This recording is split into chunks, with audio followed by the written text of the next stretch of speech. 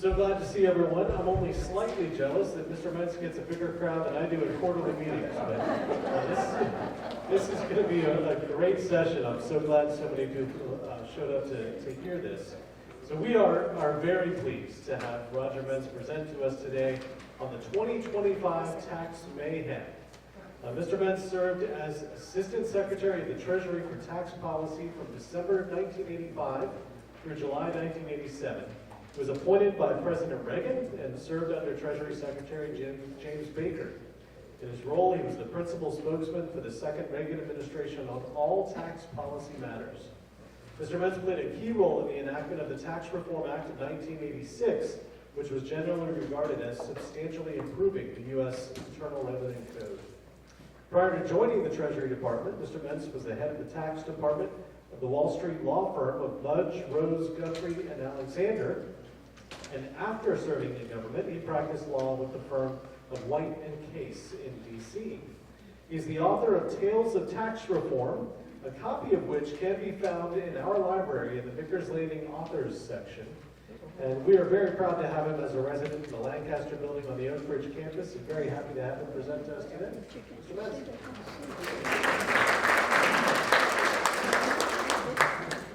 Thank you, Bruce, for that lovely introduction. I feel like after that, I can only go downhill. Maybe I ought to just quit. Just read the handout. Just kidding. So why is 2025 going to be tax mayhem? It's going to be because the individual income tax provisions of the Tax Cuts and Jobs Act, which was enacted in 2017, those individual provisions expire at the end of this year. And if Congress allows that to happen, there will be an increase in tax for most U.S. individuals. Not all, but most. So there's tremendous pressure.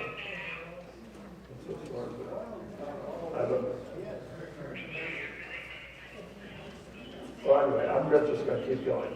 Anyway, there's tremendous pressure to act on every congressman, on every senator.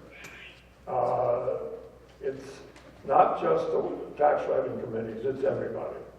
And they're all thinking about what do we do? How do we extend this law?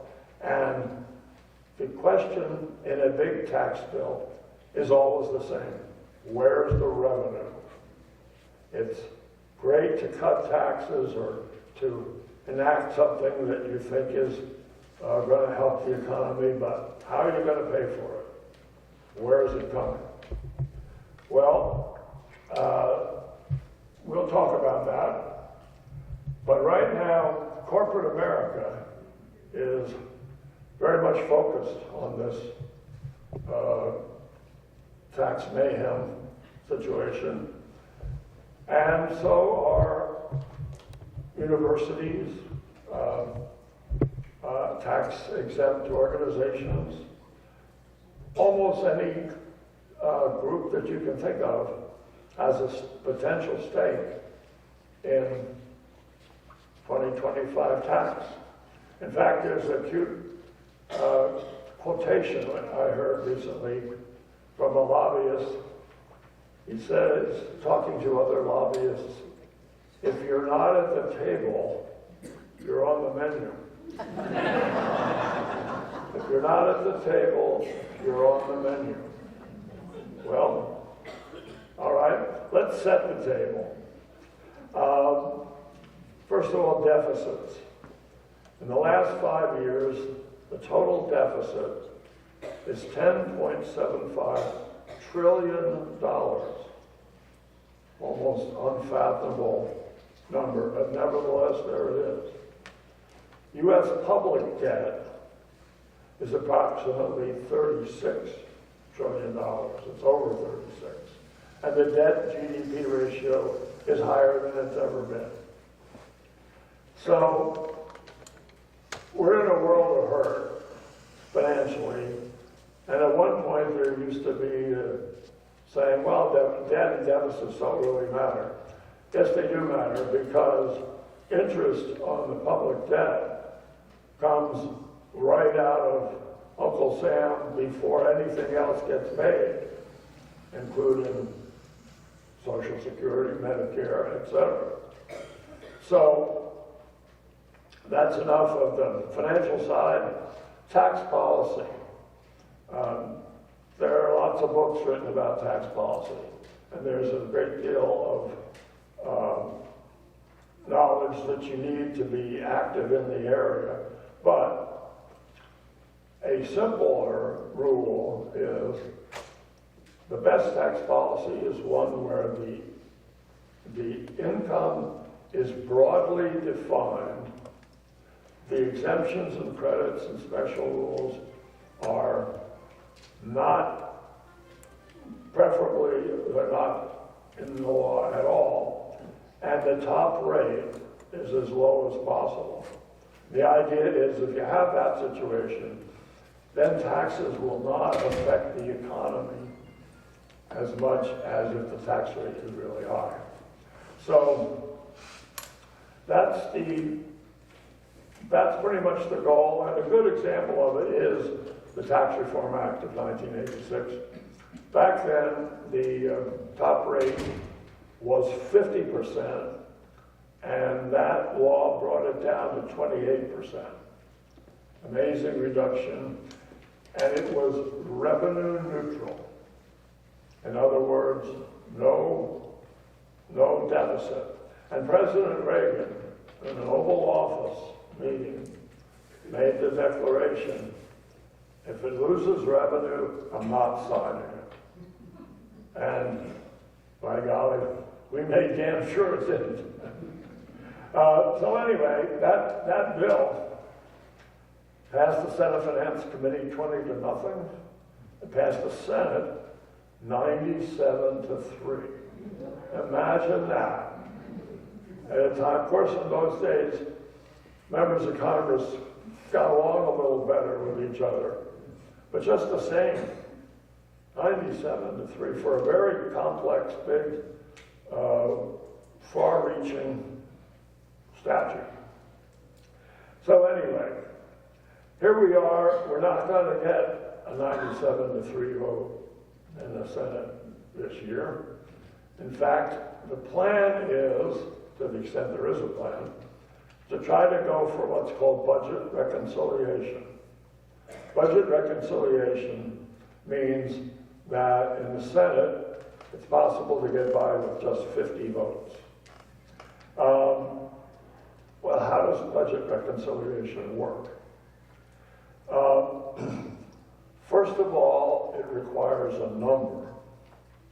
And the number is how much is the Congress willing to stand for additional deficit. In the case of the Tax Cuts and Jobs Act, back in 2017, the number was 1.5 trillion. Pretty big number, but not so big compared to where we are today. So anyway, the interesting question is, well, who keeps score? And that's a very important question. And there's a very clear answer to it. The staff of the Joint Committee on Taxation is the scorekeeper. These are people that maybe, the Joint Committee staff has a staff of about 100 professionals, but the people who do the revenue estimating, they would probably be 3 to 5 people. They are PhD economists. They know the tax law probably better than most tax lawyers. And they are amazing in their ability to predict what a change, any change in tax law will mean to the revenue increase or decrease to the United States over a 10-year period. Rather remarkable. They do this using data, some of it public, some of it not public. But anyway, the bottom line is they can get to an answer that's remarkably accurate. Now there's something called dynamic scorekeeping. Back in '86, where they only had a 5-year window, not a 10. But anyway, there was no such thing as dynamic scorekeeping.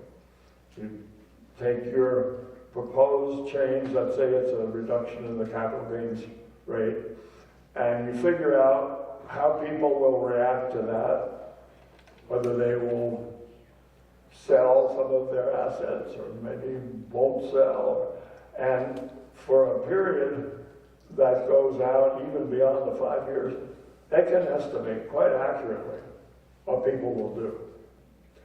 But in those days, there was not the additional so-called dynamic scorekeeping, which means use of the law itself to produce a change in macroeconomic statistics, such as GDP, interest rate, productivity. That is possible these days with Joint Committee staff scorekeeping. Now, there's also a similar number of economists at the Treasury Department, in my old office, the Office of Tax Policy. And the reason for them is the budget has to be done every year, and when it is, of course, you have to have revenue numbers. So these two groups interact. They know each other, they like each other generally, and they work together. But the concept that you have to understand is that, generally speaking, tax cuts lose revenue. Now, it's not always the case, as they say, all generalities are false, including this one. But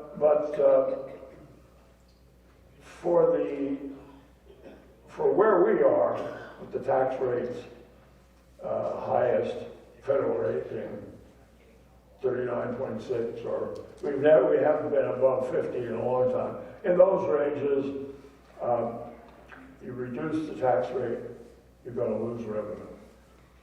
So whatever any politician thinks that a tax change is going to produce all this revenue that's going to come in, it's going to pay for itself, and then everything will be great. That is not borne out by the experts. It's been looked at retroactively just to see what happens, and in fact, tax cuts do lose revenue. And no matter what a politician thinks, it's up to the Joint Committee staff. Now, enter Ken Keyes. K-I-E-S is his name.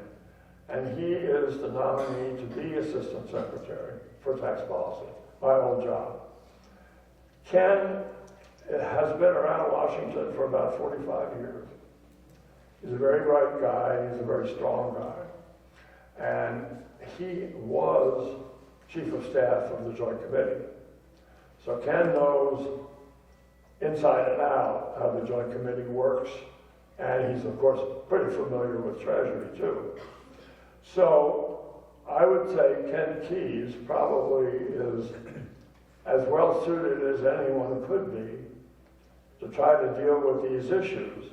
And his goal will be to find a way to push down the expected revenue loss from the extension of the Tax Cuts and Jobs Act, and to increase the amount that would be raised by some proposed revenue raiser. It works both ways. You're going to have to lower the cost of what you want to do, but you want to raise the price of what you're trying to get out of the legislation. So anyway, that's where we are, and that's who Ken Keyes is, very important guy. Now let's take a look at the Trump tax proposals over the next 10 years. They're on your little handout. The big one is extending the Tax Cuts and Jobs Act. That has not been estimated by the Joint Committee staff, but it has been estimated by several very reputable private organizations.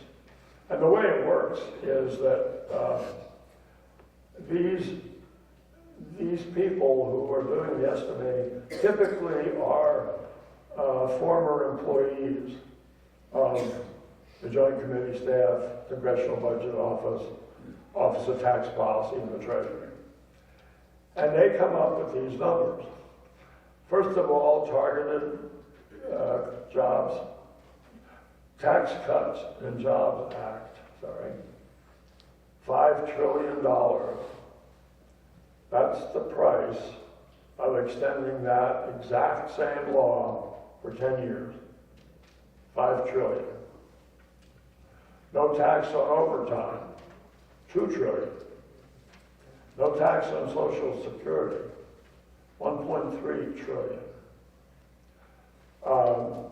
Full deductibility of state and local taxes, that's $1 trillion. No tax on tips, $300 billion. 15% corporate rate for domestic manufacturers, $200 billion. And other is another minuscule $200 billion, which adds up to $10 trillion. Good golly, Miss Molly. That's an incredible number. It's roughly equal to the amount that we ran a deficit for the last 5 years. It's unimaginable. Anyway, how would reconciliation work? How would this circle be squared? Well, the first question in reconciliation is, what's the number? What's the number that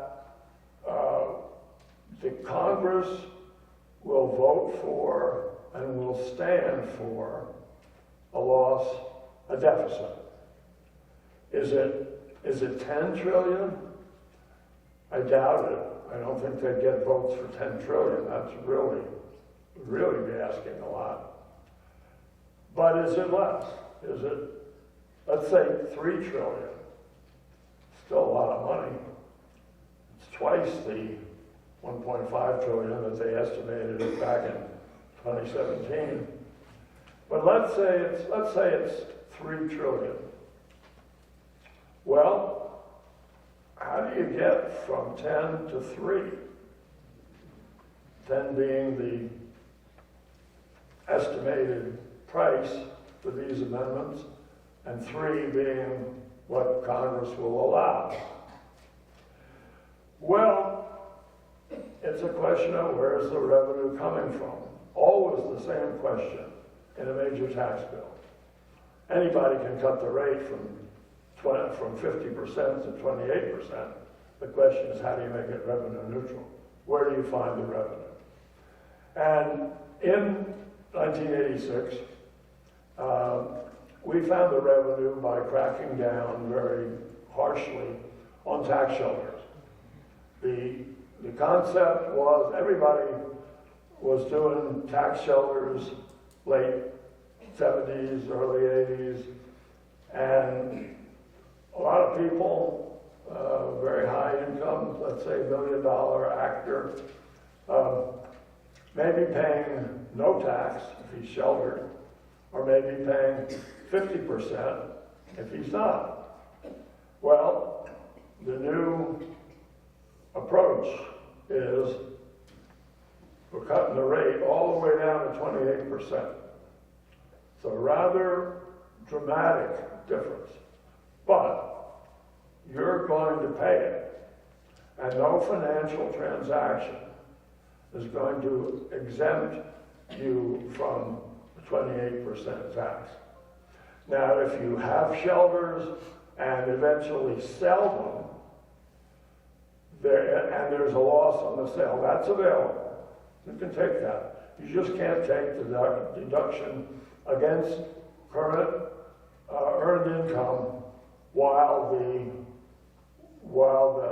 shelter is still as a part of your assets.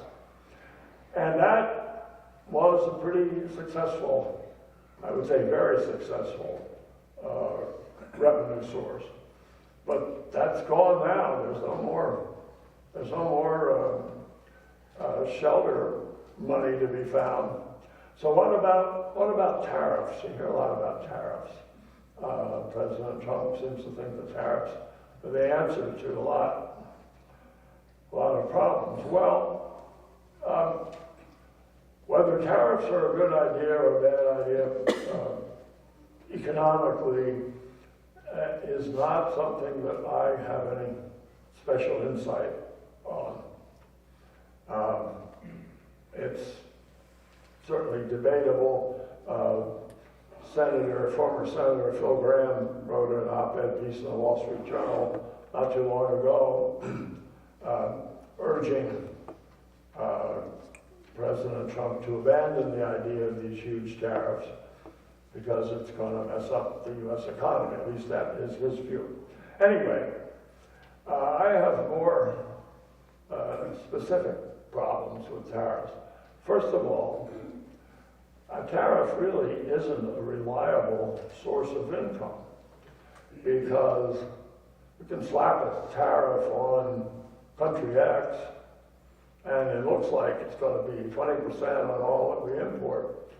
And then 3 months later, you sit down with country X and, well, you know what, if you do this, we'll do that. Before you know it, the tariff is either gone or very severely eroded. So it's not like a provision of the Internal Revenue Code where once it's there, it's there. But anyway, there's another even more serious problem with tariff revenue from tariffs, and that is it's probably not legislation.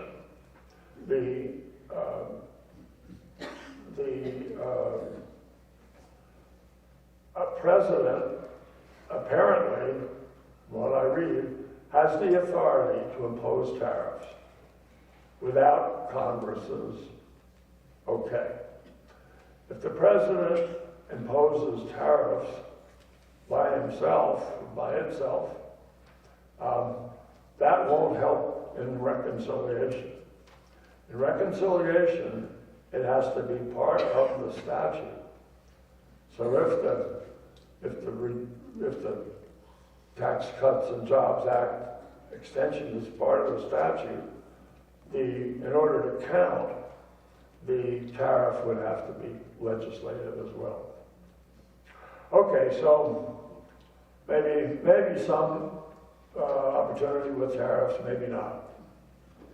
Revenue expenditures. The Joint Committee puts out a pamphlet every year about what revenue expenditures are there in the code. And by revenue expenditures, they mean what would be considered as, if it were not a tax provision, it would be a disbursement. It would be monies going out of the government. For example, pensions. Pensions, they score as 2.5 trillion over 5 years. Now that's because the company takes a deduction for pension contributions for its employees. Maybe it's a defined contribution plan or maybe a defined benefit plan. But in either case, the deduction is available when the money is transferred. The employee does not have income at that point. There's a deferral, the way the Joint Committee looks at it, there's a deferral of tax at that moment, and it's deferred all the way out until that person retires. So, and in the meantime, the trust, or whatever the entity is, that keeps those monies, that is also tax-free. So you have the trust fund churning and earning a lot of money, particularly if it's over a long period of time. And that's where you get 2.5 trillion. Now, it's not likely that there's going to be any major change here that produces 2.5 trillion of income. This is ingrained in our system, and it's not going to change. And that is true of some of these others as well. I believe they're on the other sheet. But the point is, let me just see. Okay. The point is, there can be opportunities to nibble away at some of that. Maybe the whole 2.5 trillion isn't up for grabs, but maybe a smaller portion is. And staffers with very sharp pencils will work very hard on that, and so will Ken Keyes. You have others in that category: lower rate on employment-based health insurance, employment-based health insurance, lower rate on capital gains, mortgage interest deduction, charitable contributions. You know, these are items that by themselves would have virtually no chance of being changed. But there may be some minor way of nibbling away to get, a few $100 million here, a few there, and it can be done. How about some proposals made by the Democrats in this last election? Well, there's some fertile field there. You may remember that Vice President Harris proposed to modify the Tax Cuts and Jobs Act so that it would only apply to people who make $400,000 or less, which, when you think about it, is a very strange proposal.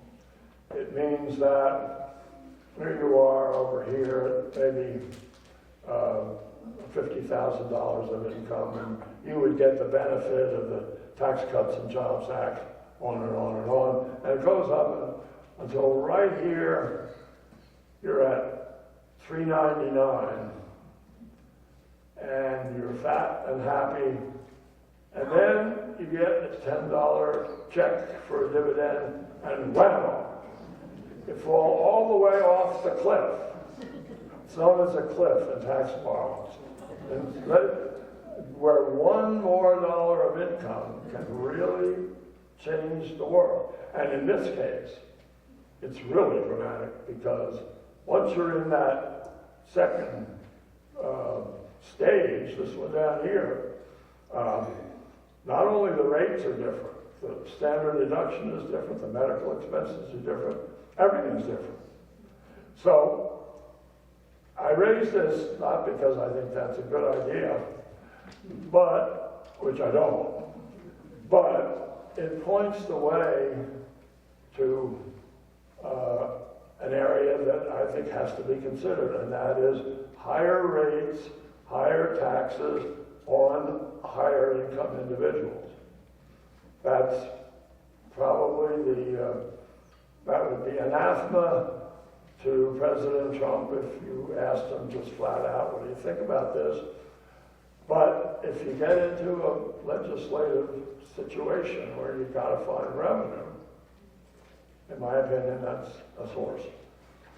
Other sources, it would tax, Vice President Harris would tax unrealized gains at death with a $5 million exclusion. This is probably quite popular among the tax wonks because it's the way it is now. When a person dies, he or she, his estate, gets a step up in basis to the full value of date of death value, but that's not going to result in any tax. So they would impose a tax at that time. They would increase the capital gains rate from 23% to 33%. The capital gains rate could go up. Republicans wouldn't like it, but they're not going to like a lot of the stuff that's going to end up in this bill. Raise the corporate rate to 28% from 21%. That's a really lousy idea. I don't see that happen. The corporate rate is so important to our competitiveness internationally. Tax unrealized gains if the net worth of the individual is over $100 million. This, of course, is Elizabeth Warren's baby. She thinks it's outrageous that wealthy people don't have to pay tax on their increase in value, even though it goes to them making them feel wealthier and able to do more things, and even borrow on the asset.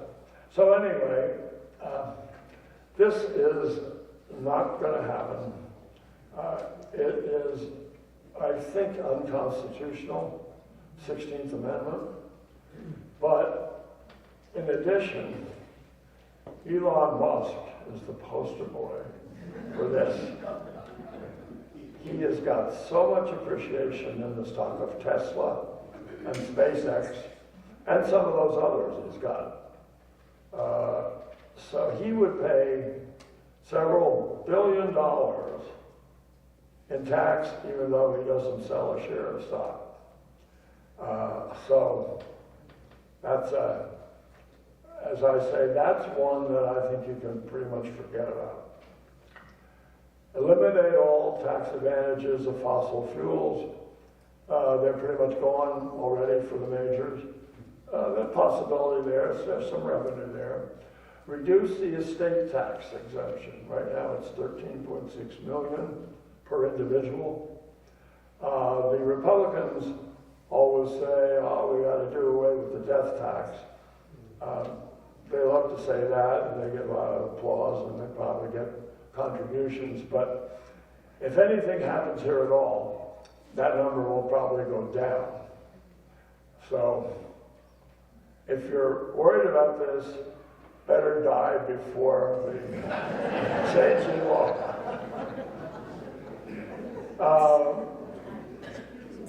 And there are other ideas. The Joint Committee has prepared a pamphlet, 560 pages, with all kinds of ideas. And, you know, that's the way a tax bill like this gets written. There are a lot of ideas kind of floating out in the ether somewhere. And it's up to, first of all, the staff and certainly Treasury to look at them and grab them and see what you can do with them, see how much you can raise, and how much grief you'll get. And you will get grief. But anyway, that's basically it for the revenue items. Now what about spending reductions? Spending reductions is, of course, a really good idea. However, they're not easy. Medicare and Medicaid would count if you could get in the same reconciliation bill, if you could get a reduction in expenditures for Medicare or more likely Medicaid, that would be helpful. That would offset some of the loss, some of the income loss that you would get from these, where you need the revenue. And also, of course, we've got the Department of Government Efficiency, the Musk, Swami River, I call it. To the extent that they come up with good ideas for reducing costs, that'd be great. But the trouble is, that report isn't due until July 4, 2026. And we're looking at something that's probably got to happen this year. So, there we are. What are the timing and potential obstacles? Well, you hear a lot of talk about one or two bills. Would it be better to have one, put everything in one big beautiful bill? Trouble with one big beautiful bill is there'd probably be enough stuff in there that members would not like, where you'd find yourself not being able to pass it. I don't know. It seems to me that it's going to have to go for a little while and let it shake out. But if the tax bill is as complex as I think it will be, I don't see how it can be done quickly, which means probably a second bill. How about gimmicks? There's always gimmicks used. We could certainly just extend Tax Cuts and Jobs Act for 2 or 3 years, but that wouldn't do much. It would kick the can down the road a little bit, but doesn't really get you where you want to be. The incoming chairman of the Finance Committee, Mike Crapo, has come up with the idea, well, you know, since the Tax Cuts and Jobs Act is already in the law, why don't we not have to pay for it? Let's just count it as a zero. Well, that's creative. It runs smack into the Budget Act, and in that case, the Senate parliamentarian would have no possibility of doing anything other than saying no. And of course, if the numbers go above whatever the 3 trillion or whatever the target is, if you're over it, then the bill requires 60 votes. So, pretty big penalty for going over that. Now, here's one. I happened to see it even in the Wall Street Journal today. How about not using reconciliation? Let's just go with a tax bill that does something for most of the people, and maybe it gets at least part of the way to where everybody wants to go. In other words, a genuine negotiation. It would be a hard negotiation. It would be difficult, particularly for the administration to deal with Senators Wyden, Warren, and Sanders, for sure.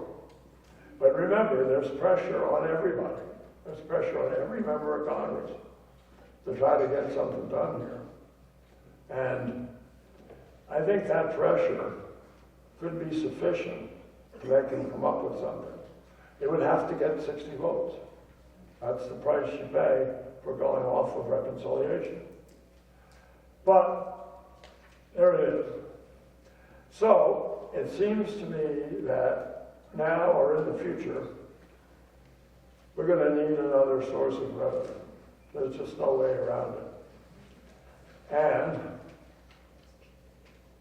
I'll give you one. A value-added tax. Please don't throw rotten food.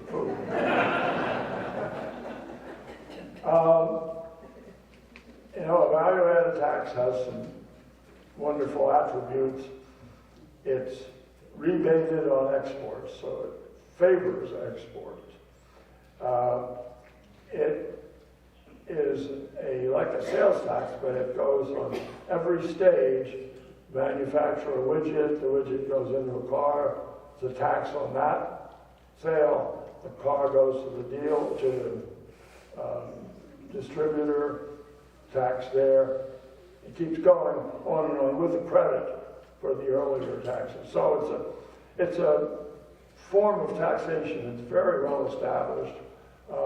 Just about all the OECD countries have it. I believe they do all have it except the US. And it's a very low rate in Canada and in Japan. They are the two countries that have most recently adopted it. And who knows where it will go in those countries.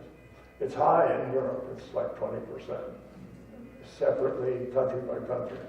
But anyway, when I was at the Treasury in 84, 85, there was a big study done on value-added tax.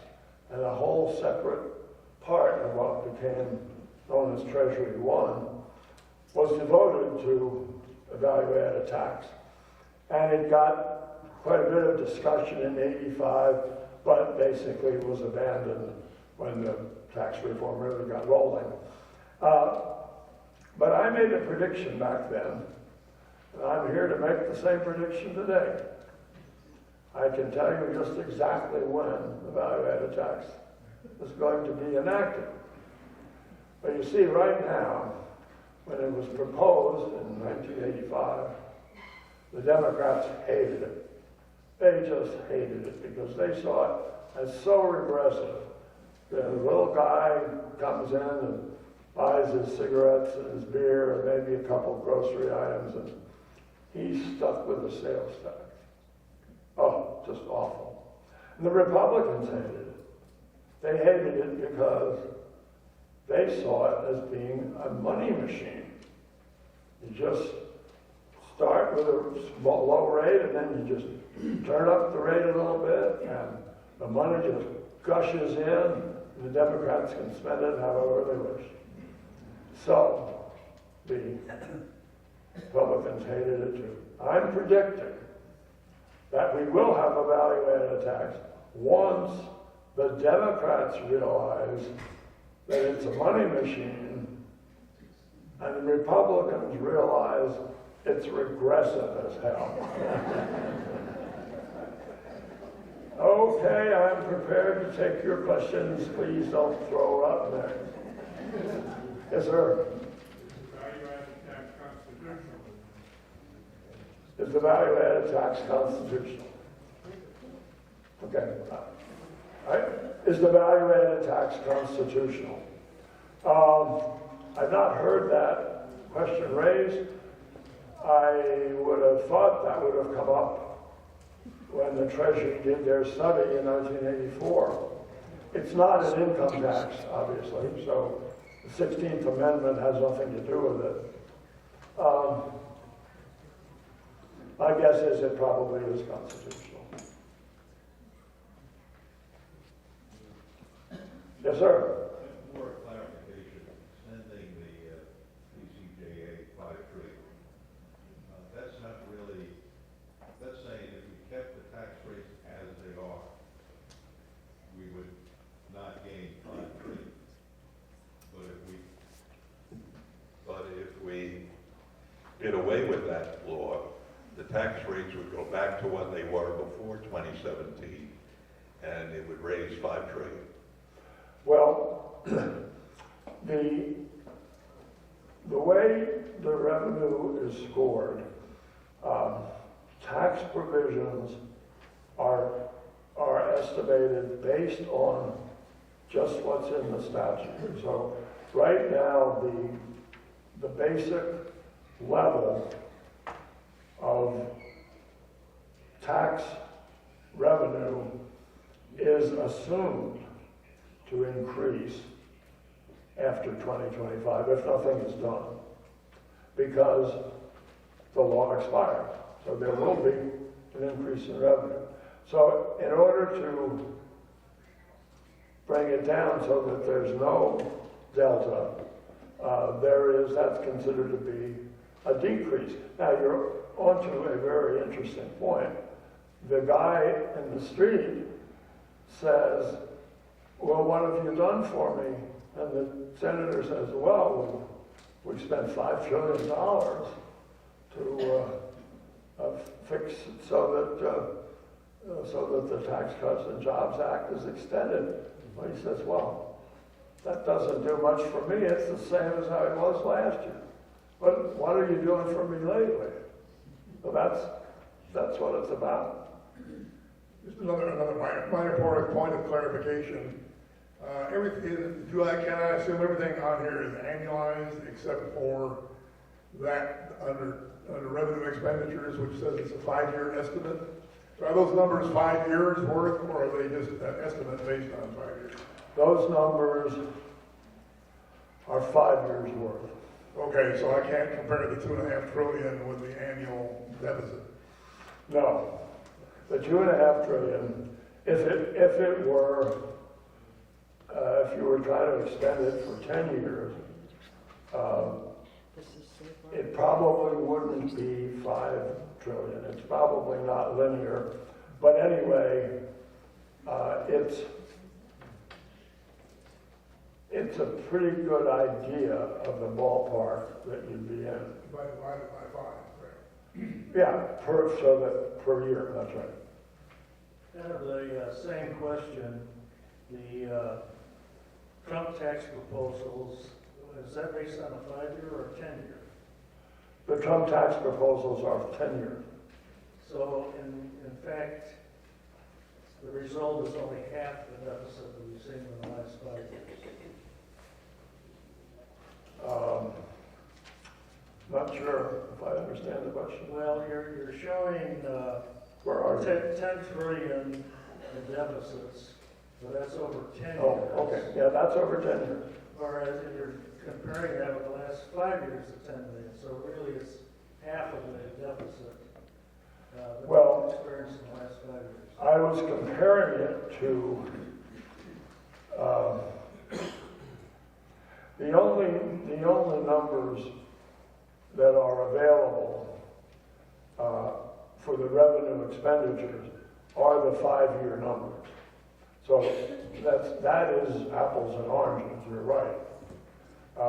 But again, these numbers have to be refined a lot, and they will be by the Joint Committee staff and probably Treasury too.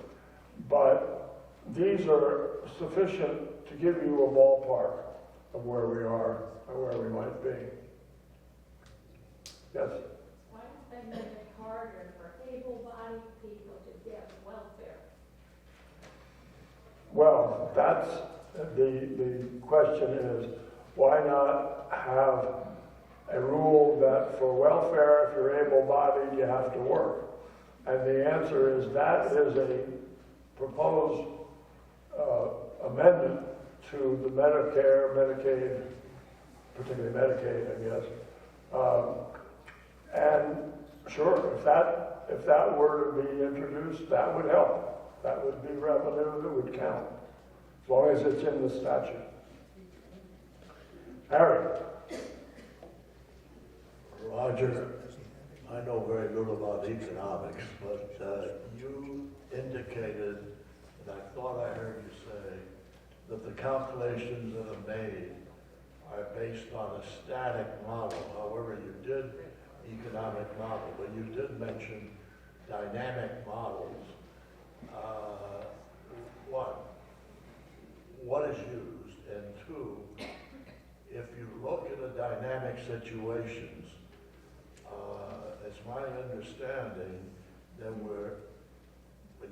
that there would be an increase in growth due to the extension, and if that's the case, then there would be more revenues generated. And do the people making these calculations take that into account? Yes, they do for dynamic scorekeeping. It's worth clarifying this. the word static really doesn't belong in revenue estimating. Even back in '86, when a proposal is made, a legislative proposal, and it's being scored by the Joint Committee or by Treasury, actual behavioral change is identified and made part of the analysis, so that it's not static. It results in behavioral change across the board on a microeconomic basis. But that's not the whole picture. Dynamic scorekeeping is not only, first you do the analysis on a micro basis, and then the question is, what, if anything, does that do to your macroeconomic assumptions, such as interest rate, GDP, productivity, and those can be filtered back and analyzed, and that's what's done in dynamic scorekeeping. And it can make a big difference. But it doesn't make the difference to produce revenue from a cut in tax rate. That doesn't happen. And there's studies that show that. And, people will claim the opposite, and there's no getting around that, but the fact is, it doesn't happen.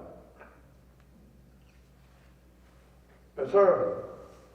Roger, your number here for current total U.S. public debt, 36 trillion, which is a humongous number. I can't even count the number of zeros after that. But the other thing that people need to be concerned about is the ratio of that debt to the GDP, gross economic output of the country.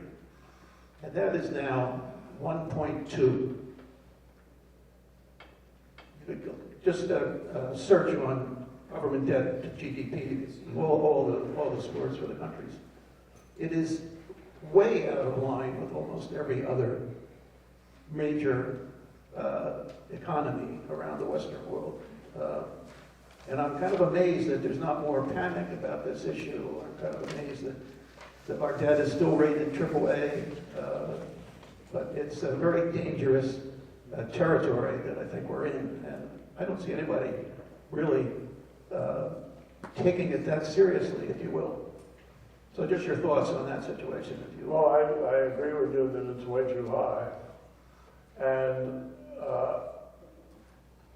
if it were up to me, and I probably wouldn't last 5 minutes in Washington today, but if it were up to me as an assistant secretary, I would say what ought to be done, you ought to figure out what would be the profile of everybody once the Tax Cuts and Jobs Act is extended, figure out what it is, and then everybody pays a little bit more. Even the folks way down here, a little bit, maybe it's only $5, but we have one terrible problem, fiscal problem on our hands, and it goes up, and at the higher level, it's got to go higher. And I would do it in a way that would result in not a loss of revenue, but probably an increase, a slight increase in revenue. And I'd get rid of the other, the tax on tips and stuff like that. That really doesn't fit. Yes, Ken? Good presentation, Roger. Can I get Oh, thank you. There it is. Thank you for being here on this presentation. If once the national debt goes over 40 trillion, and it's heading that way, and higher, the tax people must realize the effect on interest. Interest is going to be higher than even the healthcare right now, which is the largest single area in the entire annual budget. So does that suggest that maybe this Doge will get more support than we might expect normally? I mean, they're going to go after low-hanging fruit to begin with. They talk about the Pentagon. They talk about healthcare. They talk about energy. And they're talking about all of these departments. Now, I know without Social Security, it's not, that's the major part of the budget, but couldn't we expect a rather substantial deduction in expenses coming from this eventually? Well, I hope so. Certainly that's, I'm sure that's what Mr. Musk has in mind. It's not easy though. Cutting costs out of the federal government is not easy. There are entrenched users of whatever it is, airplane plant in someone's district, or just simply a whole host of projects that are already on the books. They're building aircraft carriers. Well, you can't very well cut that in the middle of an aircraft carrier. But it should be done. And I think Doge is, at least I look at it as something helpful, that maybe something will come out. I really hope so. Yeah, all right. Roger, have we reached the point where debt is so overwhelming that something drastic like selling government assets in a pretty massive way has to be considered, or hasn't been considered? I don't know that it was considered. Certainly wasn't considered when I was there. I think it will take some sort of a calamity, which maybe we need.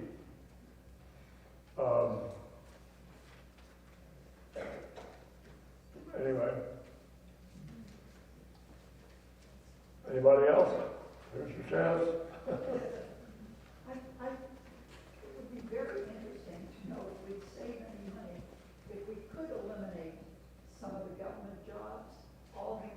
Yes, there are a lot of people that are employed in Washington, D.C. And when I worked there, I can remember you could never fire an employee. You only moved someone who was inefficient, who didn't do the job, or you just moved him to someone else's office. Are they not talking about maybe eliminating a couple of the departments that we have? Well, they are talking about eliminating the Department of Education. And I wouldn't be surprised to see something like that happen. But again, there are entrenched people who will fight against that. Yes, David. Roger, I think that one of the things we're touching and hadn't really said is that we have a massive attitude problem in this country when we talk about something dynamic happening, is that there's a huge part of our population that now really rests on the government and expects it to do something. They don't ever figure out where the money comes from. It's just the government. And unless we have a change in attitude, and like you said, it may be some strange or big event, which gets back to trimming the government and whatnot, I think that that's one of the biggest problems we've got. Is we can sit here and talk about, mashing numbers around, but really there's a huge attitude across the country that the government needs to do more for me rather than me doing something for the country. So that's my perspective. Well, that's a good thought, and it may take some sort of a shock to change attitudes. And let's hope that doesn't happen in too catastrophic a way. But that future I can't see. Yes, sir. Do you have an updated statistic on the percentage of the population that pays no taxes at all? I have seen a number that said it was in the 40% or higher range. I don't have a statistic. It's probably available in some public, IRS publication. But it's pretty high. I want to go on your suggestion of a possible calamity. We may have one that's already started. The Federal Reserve has been reducing interest rates, which they control the immediate short ones. But the longer-term interest rates have been going up over the last 3, 4, 5, 6 months. Now, if you look at some of Trump's policies, you don't know what tariffs are going to be, but they could have significant inflationary impact. You look at his immigration policy. Now, sure, if you're going to get the gangs out and the felons out, so that's one thing. But if you're going to start taking people that come to this country wanting to work and essentially be part of our American society, that could hurt. And I think the interest rates have a psychological factor. There may be a tipping point where the markets say there's more risk with these U.S. bonds than is being priced in there. And if these interest rates are going to start going up, it's going to be way above what anybody in one of your forecasting offices is going to be assuming.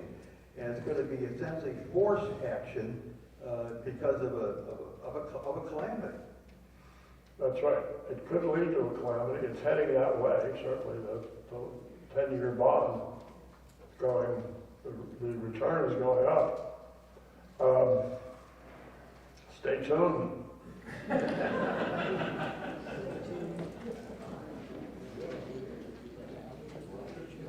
Anybody else? Oh, one other thing. On February the 4th, there's a little wine and cheese event here for FLICRA.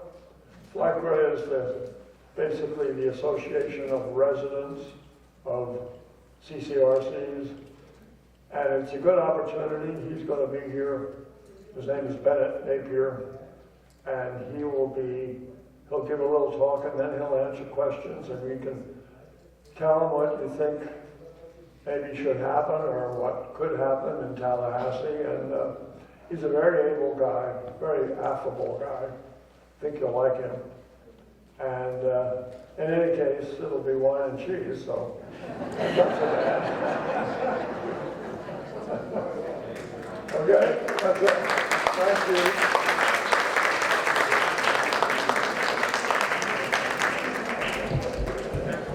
Thank you.